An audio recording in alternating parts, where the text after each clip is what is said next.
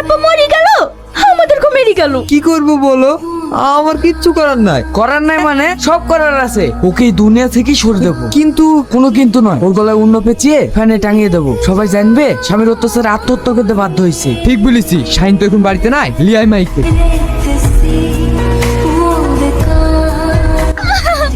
ছাড়েন আমাকে।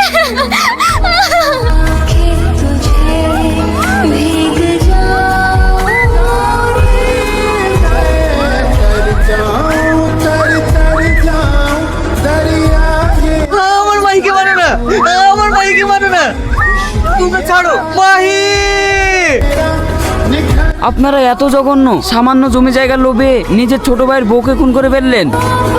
You are under arrest. হাবিলদার, ওদেরকে অ্যারেস্ট করো।